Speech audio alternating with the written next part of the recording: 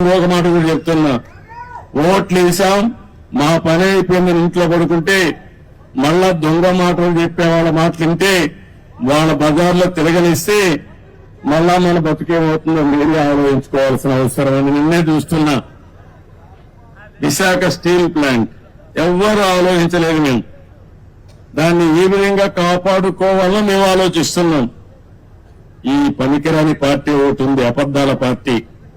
ఆ పార్టీనే అబద్దాల ఫ్యాక్టరీ. అది వాళ్ళ కడుపంతా అబద్దాలు అంటే ఆ పొట్ట నిండా అబద్దాలు తప్ప ఏమీ ఉండవు వాళ్ళకి.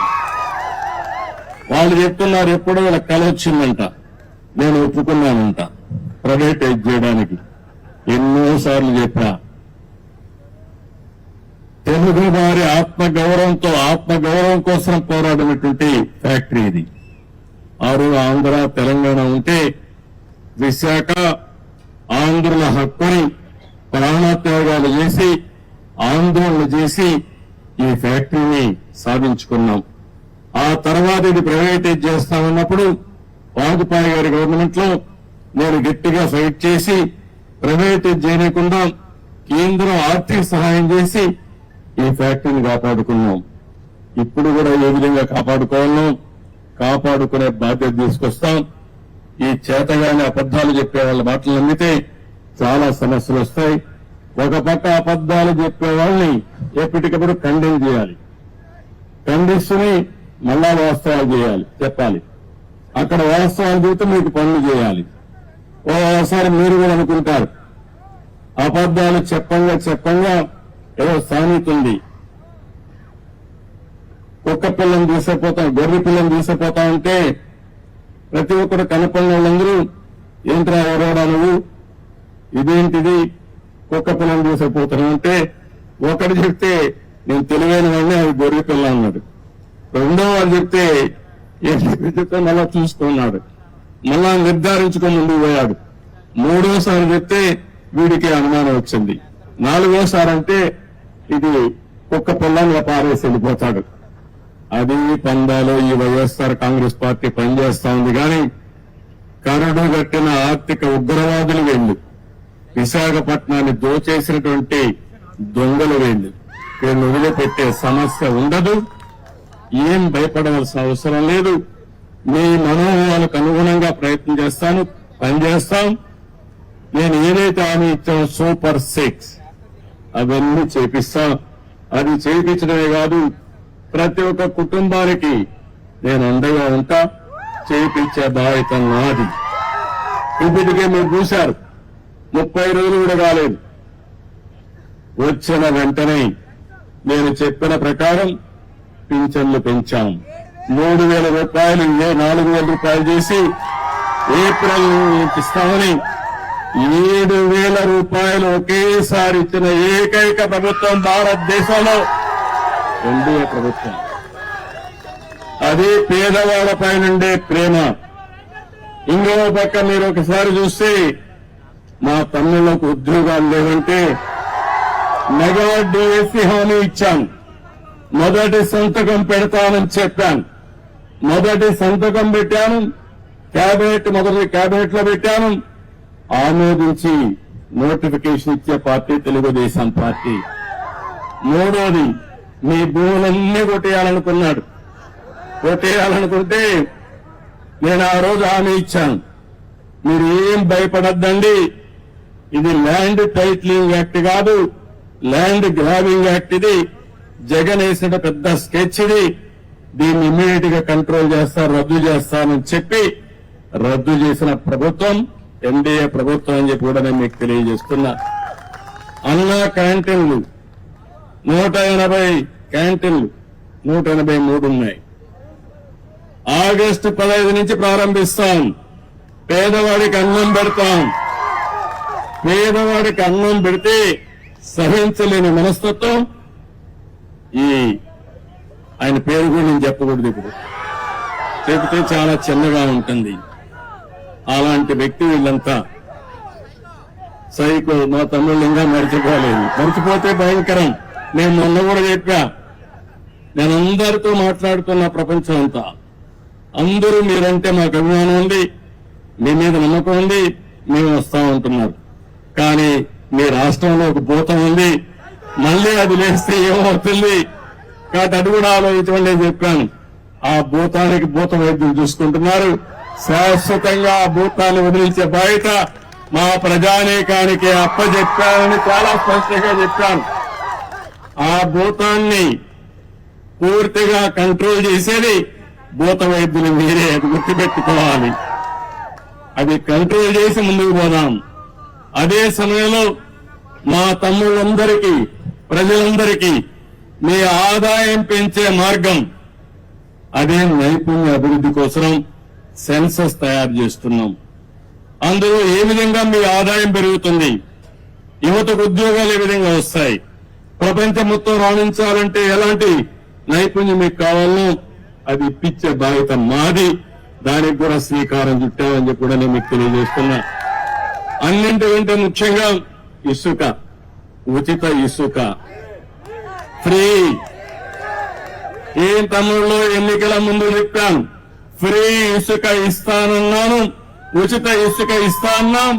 మాట నిలబెట్టుకున్న పార్టీ ఎన్డీఏ పార్టీ అని చెప్పి కూడా నేను మీకు తెలియజేస్తున్నా.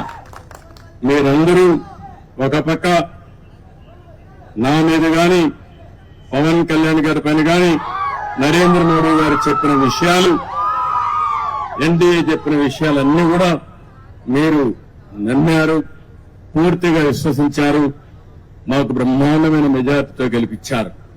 మేమందరం కూడా మీకు రుణపడి ఉన్నాం. తప్పకుండా మీ రుణం తీర్చుకుంటాం. ఎట్టి పరిస్థితుల్లో ఆలోచన ఒకటి, ఆంధ్రప్రదేశ్ ని నెంబర్ 1 రాష్ట్రంగా తయారు చేయాలనేది ఏకైక ధ్యేయం. ఇప్పుడు ఎక్కడున్నామంటే అందరికంటే వెనకాలన్నాం. మొన్న జీతాలు కూడా ఇవ్వలేము, పెన్షన్లు ఇవ్వలేమంటే నేను ఒకటే చెప్పా, ఏం చేస్తారో నాకు అనవసరం, ఒకే రోజు పెన్షన్ ఇవ్వాలి, అందరికి ఇవ్వాలని, వాలంటీర్స్ ఉంటేనే సాధ్యం అని చెప్పిన పెద్ద మనుషులకు బుద్ధి చెప్పాలని సచివాలయ సిబ్బందితో ఒకే రోజు ఇచ్చాం. అందుకని సచివాలయ సిబ్బందితో ఒకే రోజు పింఛన్లు ఇచ్చిన పార్టీ తెలుగుదేశం ఎన్డీఏ ప్రభుత్వం. అవునా కాదా అని అడుగుతున్నా మిమ్మల్ని. జీతాలు ఇవ్వలేమంటే సాధ్యం కాదని ఒక పక్క పింఛన్లు ఇస్తూనే ఇంకో పక్క ఉద్యోగస్తులు కూడా జీతాలు ఇచ్చాం. రెండు కూడా చేశామంటే అది ఈ పార్టీకి ఉండే కమిట్మెంట్. తప్పకుండా చేస్తాం. మీరు కూడా ఒకటే చెప్తున్నా, ఈ రోజు మీ ఉత్సాహం చూశాను. ఊర్లు కదిలొచ్చారు. మనస్సు నిండా అభిమానమే. ఎంత అభిమానం ఉందంటే ఆ అభిమానాన్ని పూల వర్షం కురిపించి బ్రహ్మాండంగా మాకు స్వాగతం పలికారు. నేను మిమ్మల్ని కోరేది ఒకటే, మేము పనులు చేస్తాం. మీరు ఆలోచించి అవన్నీ ఏ విధంగా అమలు చేస్తున్నాం చూసుకోండి. నేను చెప్పేది, మా నాయకులు చెప్పే మాటలు కూడా మీరు వినండి. ఇన్ని మీరు సహకరించండి. మీ యొక్క శ్రేయస్సే మా అభిమతం. దానికోసం పనిచేస్తాం. ఏ పని చేసినా ఈ రోడ్లన్నీ చూస్తున్నా, ఏం చేయాలో నాకే అర్థం కావడంలా. ఆ గొయ్యల్లో ఎవరిని పూడ్చాలి తమ్ముళ్ళు? ఎవరిని పూడ్చాలి? ఆ గొయ్యల్లో ఆ గొయ్యలు పెట్టిన వాళ్ళు పూడ్చాలి. ఇప్పుడు మనం ఆ పరిస్థితిలో ఉన్నాయి. మొత్తం రాష్ట్రమే గుంతలైపోయింది. మన బ్రతుకులే ఆగమైపోయినాయి. కానీ ఈ రోజు మిమ్మల్ని చూస్తే మాత్రం నాకు అనిపిస్తుంది, మొన్నటి వరకు నేను వస్తే బిక్కు అంటే వచ్చేవాళ్ళు, ధైర్యంగా కూడా వచ్చేవాళ్ళు కాదు. నేను ఏదైనా జోక్ చేసినా మీరు నమ్మేవాళ్ళు కాదు.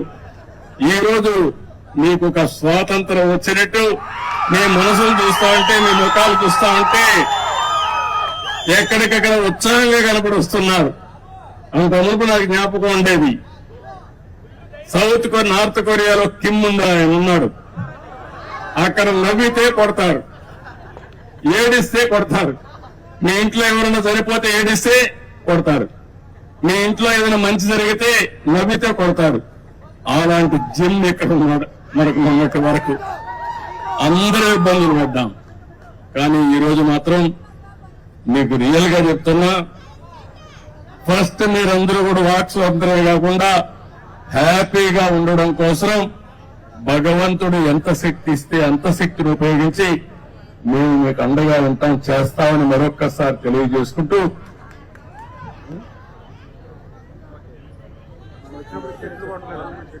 ఇప్పుడు ఆయన వస్తే దారంతా చెట్లు కొట్టేశాడు, అవునా కాదా? ఎక్కడ చూసినా పరదాలు కట్టేసాడు, అవునా కాదా? ఎక్కడ చూసిన షాపులన్నీ మూసేసేవాడు, అవునా కాదా? మా వాళ్ళు ఒక చిన్న తప్పు వేశారు, కార్పెట్ వేశారు. ఇప్పుడే చెప్పా, ఇక్కడ రాజు రాలేదు, లేకపోతే కింగులు రాలేదు, ప్రజలకు సేవకులు వచ్చాం, పొలాల్లో నడుస్తాం, లేకపోతే వాళ్ళ దగ్గరికి వెళ్తాం. ఈ కార్పెట్ కల్చర్ ఇంకా కూడా మీ మైండ్ లో కొంచెం ఉంది. అధికార యంత్రాంగం మొత్తం మారాలి. నెక్స్ట్ టైం మాత్రం ఎక్కడా కార్పెట్ ఉండదు. ఉంటే కార్పెట్ వేసి వాళ్ళపైన యాక్షన్ తీసుకుంటా. ఎందుకంటున్నానంటే అందరం పుట్టింది మట్టిలో నుంచే, మళ్ళా చనిపోతే పోయేది మట్టిలోకే. ఈ ఆడంబరాలు ఇవన్నీ కూడా తాత్కాలిక ఆడంబరాలు కాదు. కావాల్సింది ప్రజల జీవితాల్లో మార్పు తీసుకురాగలిగితే, మీ జీవితాలకు వెలుగు చూపించగలిగితే అది శాశ్వతం. మీ గుండెల్లో శాశ్వతంగా మాకు స్థానం ఉంటుంది. దానికోసం పనిచేస్తాం తప్ప అధికారం వస్తానే కార్పెట్లు, అధికారం పోతే కార్పెట్ లాగడం, అది ఇవన్నీ కూడా చాలా భయంకరంగా ఉంటాయి. అవన్నీ కూడా ఎప్పుడు కూడా ఇలాంటివి నేను అవకాశం ఇవ్వను. ప్రతి ఒక్క పైసా పొదుపు చేస్తాం, ఆ పైసా మీకోసం ఖర్చు పెడతామని మరొక్కసారి మీ అందరికీ హామీ ఇస్తూ అందరికీ నమస్కారాలు. జై హింద్, జై ఎన్డీఏ, అందరికీ నమస్కారం.